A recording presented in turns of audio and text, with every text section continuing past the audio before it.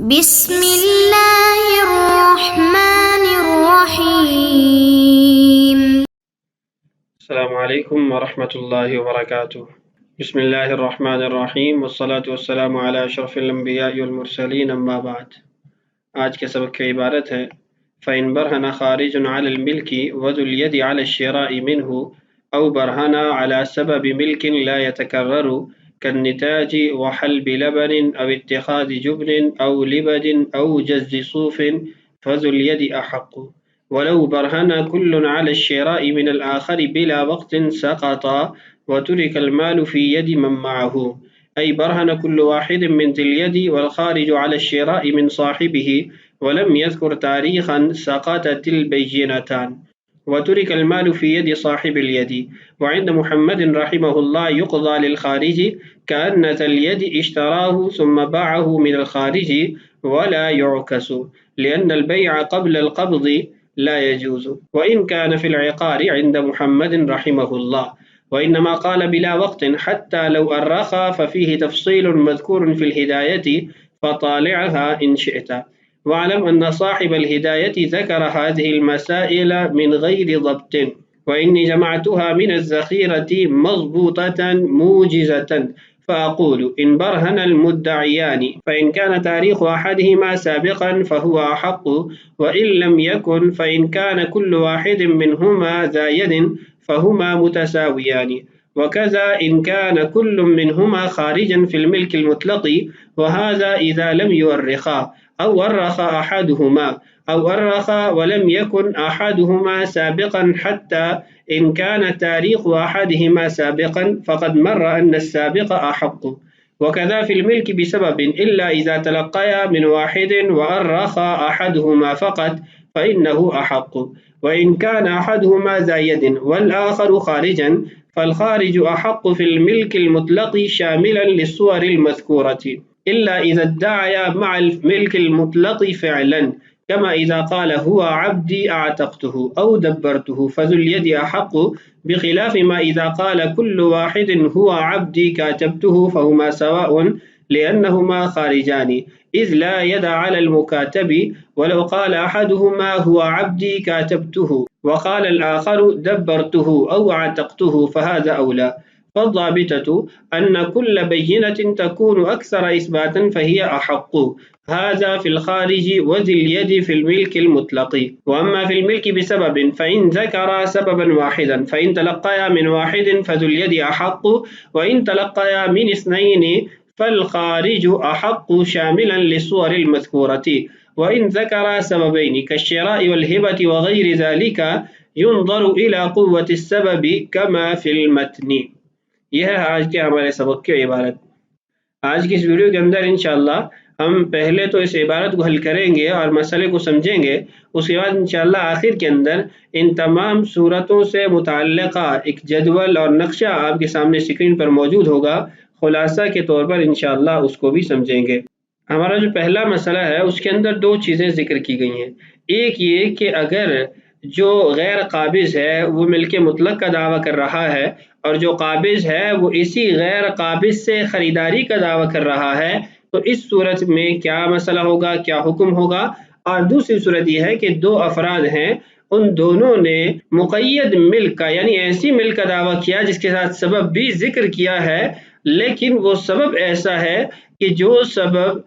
مکرر نہیں ہو سکتا، یعنی بار بار نہیں ہو سکتا، ایک ہی بار ہو سکتا ہے، تو اس صورت میں کس کے لیے فیصلہ کیا جائے گا۔ تو عبارت پڑھ کے ان دونوں مسئلوں کو سمجھتے ہیں۔ فَإِن بَرْهَنَ خَارِجٌ عَلَى الْمِلْكِ، غیر قابض آدمی نے بینہ قائم کی کہ یہ چیز میری ملک میں ہے، مثلا یہ میری گاڑی ہے، مطلقاً اس نے کہا، اس کے ساتھ اس نے کوئی ایسا سبب ذکر نہیں کیا جس سے یہ ملک مقید بن جائے، جبکہ وَذُو الْيَدِ عَلَى الشِّرَاءِ مِنْهُ، جو قابض آدمی ہے وہ یہ کہتا ہے کہ یہ گاڑی تو میں نے آپ سے خریدی ہے، تو قابض بھی ملک کا دعویٰ کر رہا ہے اور غیر قابض بھی ملک کا دعویٰ کر رہا ہے، لیکن غیر قابض کا دعویٰ وہ مطلق ہے اور جو قابض ہے اس کا دعویٰ مقید ہے، اور قید بھی ایسی کہ غیر قابض سے خریداری کا دعویٰ کر رہا ہے۔ دوسری صورت او برہانہ، دونوں نے بینہ قائم کی، علی سبب ملک لا یتکرر، ایسے ملکیت کے سبب پر جو ایک ہی بار ہو سکتا ہے، یعنی ایک ہی آدمی کے پاس ہو سکتا ہے، بار بار وہ کام نہیں ہو سکتا، جس کی آگے 5 مثالیں مصنف نے ذکر کی ہیں۔ کن نتاجی، جیسے یہ دعویٰ کرنا کہ یہ گھوڑا میرا ہے اس لیے کہ یہ میرے پاس پیدا ہوا ہے، نتاج پیدائش۔ وحلب لبن، ایسے یہ دعویٰ کرنا کہ یہ دودھ میرا ہے، کیوں؟ اس لیے کہ میں نے اس کو دھوا ہے، میں نے اس کو نکالا ہے۔ اب اتخاذ جبن، یا پھر پنیر کا دعویٰ کرنا کہ یہ پنیر میری ہے اس لیے کہ میں نے اس کو بنایا ہے۔ او لبدن، یا نمدہ، اس کا دعویٰ کرنا کہ یہ میں نے بنائی ہے اس لیے میری ہے۔ نمدہ یہ ان بنا گرم کپڑے کو کہتے ہیں، جیسے اون، بال یا ریشم وغیرہ کو تہ بتہ جما کر دباؤ دیا جاتا ہے، اس کو اوپر نیچے رکھ دیا جاتا ہے، تو یہ دعویٰ کرنا ہے کہ یہ میں نے بنایا اس لیے میرا ہے۔ او جز صوف، یا پھر اون کا کہنا کہ اون میں نے کاٹی ہے اس لیے یہ میری ہے، میرے پاس ہوگی۔ تو ان تمام صورتوں میں آپ دیکھیے کہ ایسا سبب ہے جو بار بار نہیں ہو سکتا۔ دودھ ایک بار نکالا جا سکتا ہے، یہ پنیر ایک ہی بار بن سکتا ہے، ایسے ہی پیدائش ایک ہی بار ہو سکتی ہے، تو یہ تمام امور ایسے ہیں جو ایک ہی بار ہو سکتے ہیں، یعنی یا تو خارج جو غیر قابض ہے اس نے یہ عمل کیا ہے یا قابض نے کیا ہے، ایسا نہیں ہو سکتا کہ دونوں اس کام کو کر سکیں۔ فرماتے ہیں اب یہاں پر دونوں میں سے ایک تو لازمی طور پر جھوٹا ہے، کیونکہ یہ کام دو بار ہو نہیں سکتا، یا قابض نے کیا یا غیر قابض نے کیا، لیکن ہمارے پاس دونوں بینہ موجود ہیں اور کسی ایک بینہ کا جھوٹا ہونا بھی ثابت نہیں کر سکتے کسی مرجح کی وجہ سے، کسی اور دلیل کی وجہ سے۔ فَذُو الْيَدِ أَحَقُّ، تو یہاں پر چونکہ جو ظاہر ہے، مشاہدہ ہے، وہ قابض کی تائید کر رہا ہے، تو اس لیے اس کے حق میں فیصلہ کر دیا جائے گا، اس کی بینہ کو قبول کرنا یہ زیادہ اولا ہے، یہ ضروری ہے۔ اس کے بعد تیسری صورت ہے وَلَوْ بَرْهَنَ كُلٌّ عَلَى الشِّرَاءِ مِنَ الْآخَرِ بِلَا وَقْتٍ سَقَطَ، قابض غیر قابض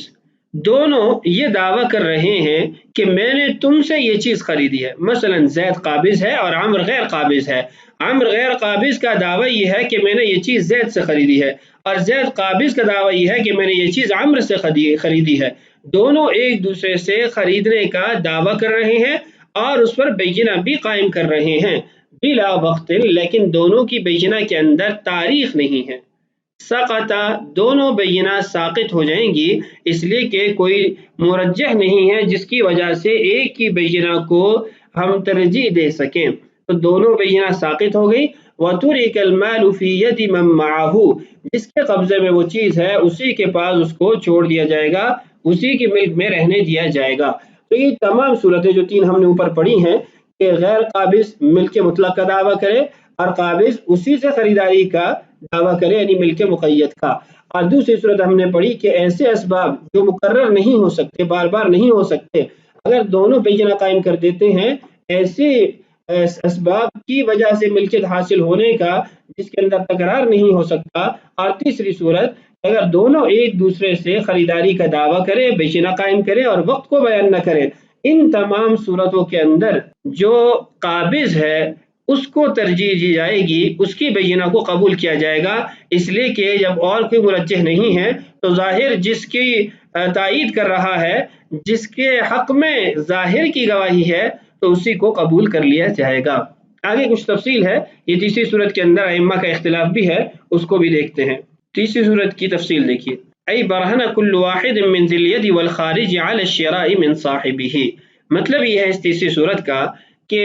دونوں میں سے ہر ایک نے، قابض اور غیر قابض دونوں نے یہ دعویٰ کیا اور اس پر بینہ قائم کی کہ میں نے اپنے اس ساتھی سے خریدا ہے۔ قابض نے کہا میں نے غیر قابض سے خریدا، اور غیر قابض نے کہا میں نے قابض سے خریدا۔ ولم یذکرا تاریخا، اور دونوں نے تاریخ بیان نہیں کی۔ سقطت البینتان، دونوں بینات ساقط ہو جائیں گی۔ وترک المال فی ید صاحب الید، اور یہ مال قابض کے ہی قبضے میں رہنے دیا جائے گا، اس سے نہیں لیا جائے گا۔ یہ تو شیخین کا مذہب تھا، ان کے مذہب کی دلیل یہ ہے کہ وہ فرماتے ہیں کہ جب شراء کا دونوں دعویٰ کر رہے ہیں، غیر قابض کہہ رہا ہے میں نے قابض سے خریدا اور قابض کہہ رہا ہے میں نے غیر قابض سے خریدا، تو ان دعووں کے اندر در حقیقت دوسرے کی ملک کا اقرار ہے۔ غیر قابض نے جب یہ کہا کہ میں نے قابض سے خریدا، تو اس کا مطلب یہ ہے کہ یہ قابض کی ملک میں تھا، اور قابض کہہ رہا ہے کہ میں نے غیر قابض سے خریدا، تو اس کے اندر یہ اقرار ہے کہ پہلے تمہاری ملک میں ہی تھا۔ تو جب حقیقت میں دونوں ایک دوسرے کی ملکیت ثابت کر رہے ہیں تو اب کسی ایک کی بھی بینہ پر عمل کرنا متعذر ہے۔ تو جب دونوں کی بینہ پر عمل کرنا متعذر ہے تو دونوں کی بینہ ساقط ہو جائے گی۔ جب ساقط ہو گئی تو اب جو ظاہر ہے وہ قابض کے ساتھ ہے، تو قابض کے حق میں فیصلہ کر دیا جائے گا۔ امام محمد رحمہ اللہ فرماتے ہیں کہ نہیں، یقضی للخارجی، جو غیر قابض ہے اس کے لیے فیصلہ کیا جائے۔ وجہ کیا ہے؟ کأن ذا الید اشتراه اولا، وجہ یہ ہے ایسا ہو سکتا ہے کہ جو قابض ہے اس نے پہلے غیر قابض سے خریدا، اس مبی پر قبضہ کر لیا، ثم باعه من الخارج، قبضہ جب اس کا ثابت ہو گیا اب اس نے خارج کو یعنی غیر قابض کو بیچ دیا اور اس کو قبضہ نہیں دے رہا، تو وہ دعویٰ یہ کر رہا ہے کہ میں نے آپ سے خریدا ہے اس لیے مجھے یہ چیز دے، اور وہ کہہ رہا نہیں میں نے آپ سے پہلے یہ خریدا ہے اب یہ میرے ہی قبضے میں ہے۔ فرماتے ہیں ولا یعکس، اس کا الٹ نہیں ہو سکتا۔ الٹ کیسے نہیں ہو سکتا؟ الٹ یوں نہیں ہو سکتا کہ آپ کہیں کأن الخارج اشتراہ اولا، آپ یہ نہیں کہہ سکتے کہ جو غیر قابض ہے اس نے پہلے خریدا، ثم باعه من القابض او من ذی الید، پھر اس نے وہ چیز قابض کو بیچ دی۔ اس کی وجہ یہ ہے کہ یہاں پر جب آپ نے کہا کأن الخارج اشتراہ اولا کہ خارج نے غیر قابض نے اس کو خرید لیا، تو اس کے اندر یہ بات لازم آتی ہے کہ اس کو قبضہ بھی حاصل ہونا چاہیے تاکہ ثم باعه من ذی الید وہ آگے اس کو بیچ سکے، تو اس کو قبضہ حاصل ہی نہیں ہے، اس کی قبضے میں چیز ہے ہی نہیں۔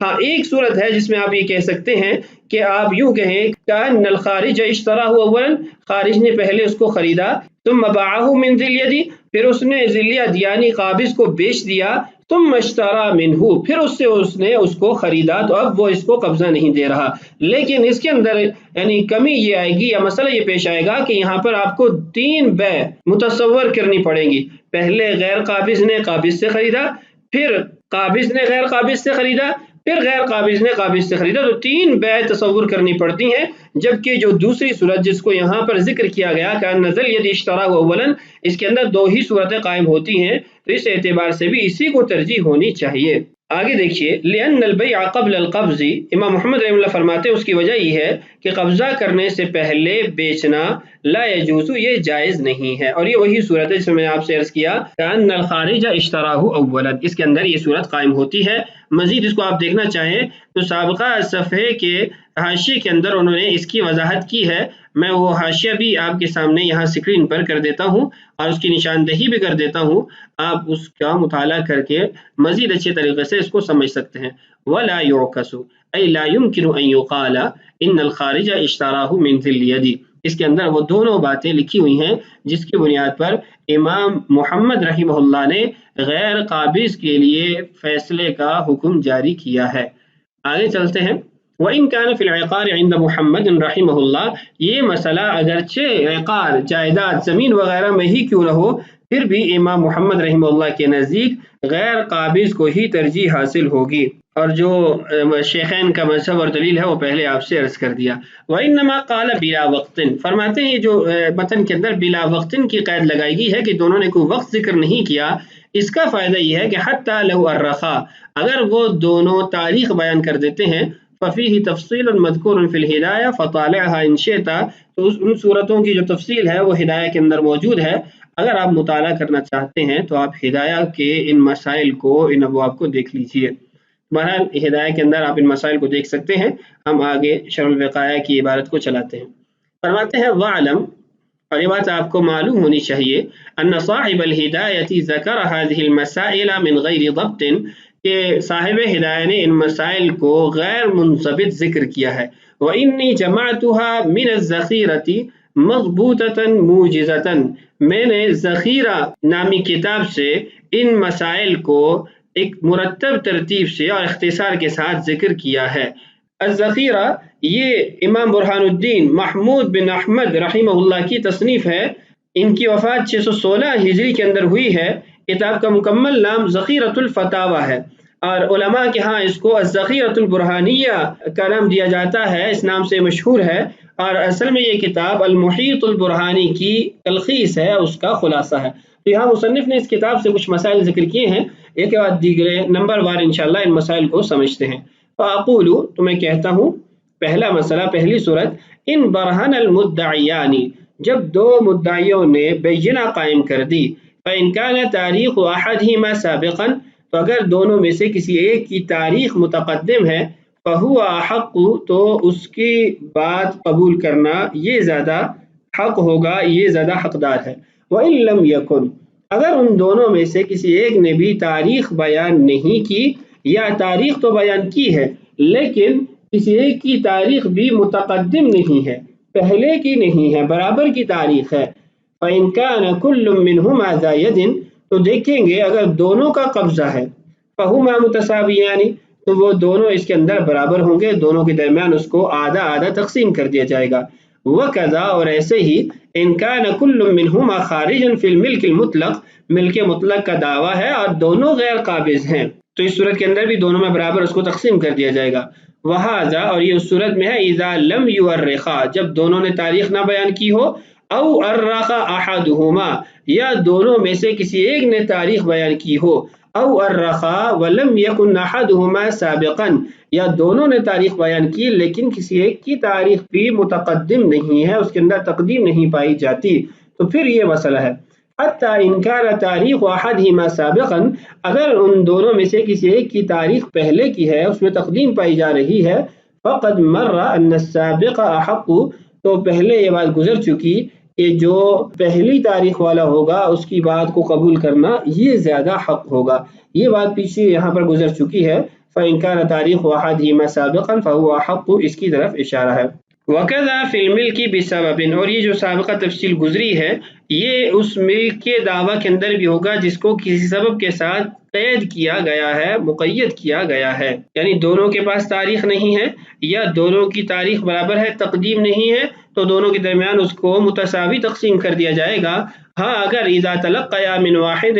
دونوں کا دعویٰ اور بینہ اس بات پر ہے کہ دونوں نے ایک ہی شخص سے اس کو وصول کیا، زید کہہ رہا ہے میں نے عمرو سے میں نے خریدا، اور علی کہہ رہا ہے کہ میں نے عمرو سے خریدا، وارخ احدہما فقط، اور دونوں میں سے ایک تاریخ کو بیان کرتا ہے، فإنہ حق، تو اس کا حق ہے، اس کی بات زیادہ قبول کی جائے گی۔ وإن كان أحدهما ذا يد والآخر خارجا، دونوں میں سے ایک جو ہے وہ قابض ہے اور دوسرا غیر قابض ہے، فالخارج حق في الملك المطلق، تو جو غیر قابض ہے ملک مطلق کے اندر اس کی بات کا اعتبار کرنا، اس کی بینہ کا قبول کرنا یہ زیادہ حقدار ہے، یا یہ حق ہے، اسی کی بینہ کو قبول کیا جائے گا۔ شاملا للصور المذکورہ،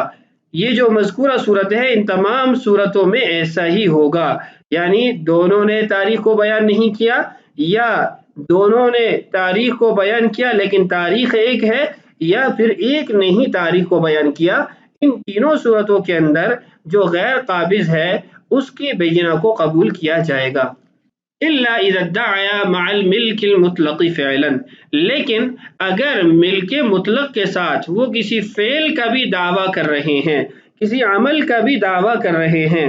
مطلب یہ ہے کہ دونوں نے ملک مطلق کا دعویٰ کیا ہے لیکن اس کے ساتھ ایک فعل کا، ایک عمل کا بھی دعویٰ کر رہے ہیں۔ ملک مطلق کے ساتھ کیسے فعل کا دعویٰ، اس کی مثال خود ہی آگے دی، ہوا عبدی اعتقتہ، دونوں کہہ رہے ہیں کہ یہ میرا غلام ہے، میں نے اس کو آزاد کیا ہے، یا میرا غلام ہے، میں نے اس کو مدبر بنایا ہے، فذو الید احق، تو قابض کو یہاں پر ترجیح دی جائے کہ اس کی بینہ کو قبول کیا جائے گا۔ بخلاف ما اذا قال كل واحد، برخلاف اس کے کہ ان دونوں میں سے ہر ایک کہہ رہا ہے، ہوا عبدی کاتبتہ، یہ میرا غلام ہے، میں نے اس کو مکاتب بنایا ہے، تو اس صورت کے اندر وہ دونوں برابر ہوں گے۔ اس کی وجہ یہ ہے کہ مکاتب پر ان دونوں میں سے کسی ایک کا بھی قبضہ نہیں ہے، لأنہما خارجان اذ لا ید علی المکاتب، اس لیے کہ وہ دونوں غیر قابض ہیں، مخاطب پر کسی کا قبضہ نہیں ہوتا۔ وَلَوْ قَالَ أَحَدُهُمَا هُوَ عَبْدِي كَاتَبْتُهُ، اگر ان دونوں میں سے ایک کہتا ہے یہ میرا غلام ہے، میں نے اس کو مکاتب بنایا ہے، وقال الآخر، اور دوسرا کہتا ہے دبرتہ او عتقتہ فہذا اولی، دوسرے کا کہنا یہ ہے کہ ہوا عبدی، یہ میرا غلام ہے، دبرتہ، میں نے اس کو مدبر بنایا یا میں نے اس کو آزاد کیا، تو یہ جو دوسرا دعوے دار ہے اس کی بات کو قبول کیا جائے گا، اس کی بینہ کو قبول کیا جائے گا۔ اس کی وجہ یہ ہے کہ اس نے ملک مطلق کے ساتھ ایسے فعل کا دعویٰ کیا جس فعل سے اس کی ملک ثابت ہوتی ہے، اس کا قبضہ ثابت ہوتا ہے، لیکن دوسرے نے جو کہا کہ وہ میرا غلام ہے، میں نے اس کو مکاتب بنایا ہے، تو اذ لا يدع علی المکاتب، مکاتب پر کسی کا قبضہ نہیں ہوتا، تو اس لیے اس کی بات کو قبول نہ کیا جائے گا۔ فالضابطۃ، ضابطہ کیا ہے، قانون کیا ہے، اصول کیا ہے، ان کل بینۃ تکون اکثر اثباتا فہی احق، اصول یہ ہے کہ ہر وہ بینہ جس کے اندر زیادہ کو ثابت کیا جا رہا ہے اس کو قبول کیا جائے گا۔ هذا فی الخارجی وذی الید فی الملک المطلق، یہ قاعدہ اور قانون اس وقت ہے جب جھگڑا غیر قابض اور قابض کا ملک مطلق کے اندر ہو۔ اما فی الملک بسبب،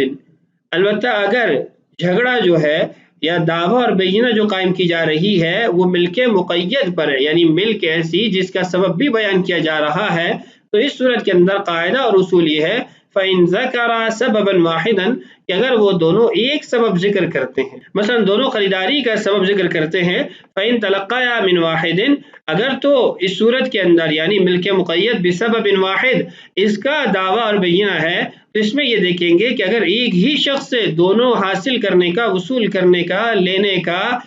دعویٰ کر رہے ہیں، فَذُو الْيَدِ أَحَقُّ، تو قابض کو ترجیح دی جائے گی۔ وَإِن تَلَقَّيَا مِنْ اثْنَيْنِ، اور اگر دو مختلف افراد سے حاصل کرنے کا دعویٰ کر رہے ہیں، فالخارج احق، تو جو غیر قابض ہے اس کی بینہ کو قبول کیا جائے گا، اس کو ترجیح دی جائے گی۔ شاملا للصور المذکورتی، یعنی مذکورہ تمام صورتوں کے اندر، صورتوں سے مراد وہ صورتیں ہیں جس کے اندر تاریخ دونوں نے بیان نہ کی ہو، دونوں نے بیان کی ہے لیکن کسی ایک کی بھی تاریخ کے اندر تقدیم نہیں پائی جاتی ہے، ہاں اگر تقدیم پائی جائے تو پھر تقدیم والے کو ترجیح دی جائے گی۔ وَإِن ذَكَرَ سَبَبَيْنِ، اور اگر ان دونوں نے دو مختلف اسباب ذکر کیے، پہلے تو تھا نا فَإِن ذَكَرَ سَبَبًا وَاحِدًا، ایک سبب ذکر کیا، پھر اس میں دو صورتیں قائم ہوئی تھیں، تلقیا من واحد او تلقیا من اثنین، اور دونوں کا حکم مختلف تھا۔ تلقیا من واحد میں کہا ذو الید احق، تلقیا من اثنین میں کہا الخارج احق، تو لیکن اب یہاں صورت جو ذکر ہو رہی ہے تیسری وہ یہ ہے کہ اگر دو مختلف اسباب ذکر کی جا رہے ہیں، الشراء والہبہ، جیسے ایک کہہ رہا ہے کہ یہ چیز میری ہے میں نے خریدی ہے، اور دوسرا کہہ رہا ہے کہ یہ چیز میری ہے مجھے فلاں نے ہبہ کیا ہے، وغیر ذالک، یا اس کے علاوہ کوئی اور ایک جو ہے وہ شراء، دوسرا مہر، ایک شراء دوسرا صدقہ، ایسے مختلف صورتیں قائم ہو سکتی ہیں۔ تو دو مختلف اسباب کے اندر ينظر الى قوت السبب، سبب کی قوت کو دیکھا جائے گا۔ اسباب کی قوت ہم پہلے پچھلی ویڈیو کے اندر پڑھ چکے ہیں، تو جو سبب قوی ہوگا اس کو ترجیح دی جائے گی، کما فی المتن، جیسا کہ متن کے اندر موجود ہے۔ یہ تو تھا ہمارا سبق، یہاں تک ہم نے مختلف صورتیں پڑھی ہیں۔ اب نقشے کی صورت میں ان تمام صورتوں کا خلاصہ اسکرین پر آپ کے سامنے موجود ہوگا، کیونکہ ویڈیو کا دورانیہ بڑھ گیا ہے، میں اس کو تفصیل کے ساتھ ذکر نہیں کروں گا۔ 3 سیکنڈ تک یہاں آپ کی اسکرین پر دونوں نقشے موجود رہیں گے، آپ ویڈیو کو روک کر ان نقشوں کو اچھے طریقے سے سمجھ سکتے ہیں، اور یاد کرنے کے لیے، ذہن میں بٹھانے کے لیے مفید عمل ہے اور مفید چیز ہے، اس لیے دھیان اور توجہ سے اس نقشے کو دیکھیے گا اور سمجھیے گا۔ یہ پہلا نقشہ ہے خلاصۃ مسائل دعوی الرجلین، ملک مطلق، ملک مقید، پھر مطلق کی دو قسمیں، المطلق فقط، المطلق مع الفعل، نیچے تفصیل کے ساتھ اس کی ساری صورتیں ذکر ہیں، آپ اس کو اچھے طریقے سے یاد کر سکتے ہیں۔ مقید کی دو صورتیں ہیں، المقید بسبب لا يتکرر، بسبب یتکرر، جو بسبب یتکرر ہے اس کی جو تفصیلات ہیں وہ انشاءاللہ اگلے صفحے کے اندر ہیں، اور جو ایسا سبب ہے جس کے اندر تکرار نہیں ہے اس کی صورتیں آپ کے سامنے اسکرین پر موجود ہیں۔ اگلے صفحے پہ دیکھتے ہیں، المقید بسبب یتکرر، اس کی بھی دو صورتیں ہیں، التلقی من الواحد، ایک فرد سے حاصل کرنا، التلقی من الشخصین، دو افراد سے حاصل کرنا۔ تو یہ ساری صورتیں آپ کے سامنے اسکرین پر موجود ہیں، آپ ویڈیو کو روک کر ان صورتوں کو یاد بھی کر سکتے ہیں اور اسکرین شاٹ کے طور پر اپنے پاس محفوظ بھی رکھ سکتے ہیں۔ ویڈیو کا دورانیہ اگر زائد نہ ہو گیا ہوتا تو میں ضرور ان کو بیان کرتا، آپ ان نقشوں سے خود ہی اس کو سمجھ لیجئے۔ تو یہ تھا آج کا ہمارا سبق، اگلی ویڈیو کے اندر انشاءاللہ اس باب کے مزید مسائل پڑھیں گے۔ اللہ تعالیٰ سے دعا ہے اللہ تعالیٰ ہمارے لیے اسباق کی تکمیل آسان فرمائے، اللہ تعالیٰ ہم سب کا حامی و ناصر ہو۔ السلام علیکم ورحمۃ اللہ وبرکاتہ۔